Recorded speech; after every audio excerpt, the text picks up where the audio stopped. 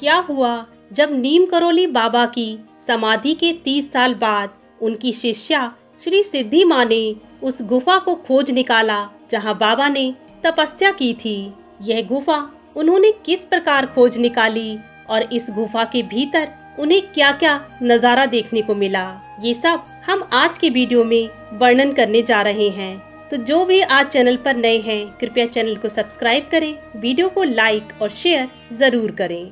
बाबा नीम करोली ने अपने जीवन के एक महत्वपूर्ण भाग में तपस्या और ध्यान के लिए भारत के विभिन्न स्थानों पर यात्राएं की थीं, जिसका वर्णन हम अपने पिछले वीडियो में कर चुके हैं। यदि आपने वो वीडियो नहीं देखा तो जाकर उसे देखिए, आपको आज का वर्णन और अच्छे से समझ आएगा। नीम करोली बाबा की समाधि के 30 साल बाद उनकी शिष्या श्री सिद्धि माँ ने उस गुफा को खोजने का प्रयास किया, जिसका वर्णन उन्होंने बाबा के मुख से सुना था। इस स्थान पर बाबा ने कठोर तपस्या की थी। नीम करोली बाबा ने गुजरात के बनिया मोरबी में भी तपस्या की थी और तलिया बाबा के नाम से वे वहाँ प्रसिद्ध हो गए थे। इस विषय में डॉक्टर जया प्रसाद ने अपनी पुस्तक में लिखा है कि उत्तर प्रदेश के फर्रुखाबाद जिले में स्थित एक छोटा सा गांव है नीम करोली। इस गांव को नीम करोली बाबा की वजह से आज दुनिया भर में जाना जाता है। इसी गांव में महाराज जी ने लंबे समय तक प्रवास किया और इसी दौरान उन्होंने जमीन के भीतर नीचे एक गुफा में काफी कठिन तपस्या भी की थी। बाबा जी की समाधि के 30 वर्ष बाद गांव में एक खेत के नीचे नीम करोली बाबा की वह गुफा मिली, जिसका किसी को पता भी नहीं था। गुफा प्रकृति प्रकोपों से सुरक्षित थी। श्री सिद्धि माँ जब उस गांव में पहुंची तो वे उस दिन उस गांव में ही रुक गईं। अगली सुबह वे उस खेत पर गईं।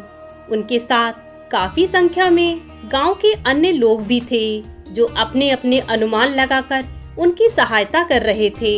तभी अचानक भीड़ में से एक वृद्ध माता जी के पास पहुंचे और बोले, आप लोग इधर उधर क्या ढूंढ रहे हैं? यदि ढूंढना ही है तो जहां पर मैया के चरण हैं वहां पर खोदिए। वृद्ध व्यक्ति की बात सुनकर गांव वालों ने उस स्थान पर खुदाई प्रारंभ कर दी तो जमीन के भीतर खोखलेपन का आभास होने लगा।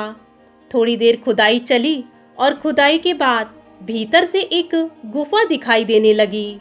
गुफा देखकर सभी भौचक्के रह गए कि 30 साल से भी ज्यादा का समय बीत जाने पर भी गुफा प्रकृति के प्रकोपों से बिल्कुल सुरक्षित थी। गुफा के भीतर हवन सामग्री की दिव्य सुगंध उड़ रही थी।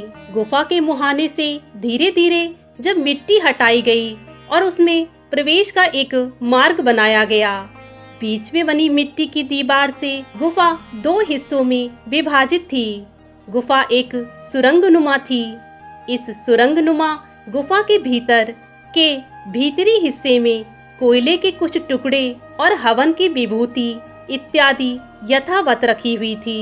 महाराज जी इसी स्थान पर अपनी साधना और आध्यात्मिक अनुष्ठान इत्यादि किया करते थे। फिर गुफा के भीतर खोजबीन शुरू की गई तो बाबा नीम करोली की तमाम चीजें मिली, जिनमें से लोहे के 2 कंडे, जो कि संभवतः गुफा के द्वार को बंद करने वाले छोटे से दरवाजे के रूप में वे इस्तेमाल करते होंगे। इसके साथ ही साथ मिट्टी के 2 गोले थे, जिनको उत्तर के कुछ हिस्सों में गौरी गणेश के रूप में पूजा जाता है, और एक लोहे का चिमटा भी मिला। इस चिमटे पर बाबा लक्ष्मण दास का नाम खुदा हुआ था। सिद्धि माता के इस गांव में प्रवास के दौरान गांव के एक वृद्ध व्यक्ति ने, जो कि चलने फिरने में असमर्थ थे, खुद को माँ के पास ले जाने को कहा। तभी कुछ लोग उन्हें उठाकर माँ सिद्धि के पास लेकर आए तो उन्होंने बताया कि महाराज जी ने नीम करोली छोड़ने से पूर्व उन्हें एक चिमटा दिया था और उसे सुरक्षित रखने को कहा था, परंतु महाराज जी तब से नीम करोली नहीं लौटे और 1973 में उन्होंने महासमाधि ले ली थी। वृद्ध व्यक्ति ने यह भी बताया कि एक दिन पहले ही महाराज जी ने उन्हें स्वप्न में आकर कहा कि माँ नीम करोली आई है, ये चिमटा माता को दे देना। सिद्धि माँ ने उन वृद्ध बाबा से वह चिमटा ले लिया और गुफा से प्राप्त महाराज जी के सभी अवशेषों को लेकर वे कैची धाम लौट गईं। महाराज जी की वे सभी वस्तुएं और वह चिमटा आज भी कैची धाम में मौजूद है।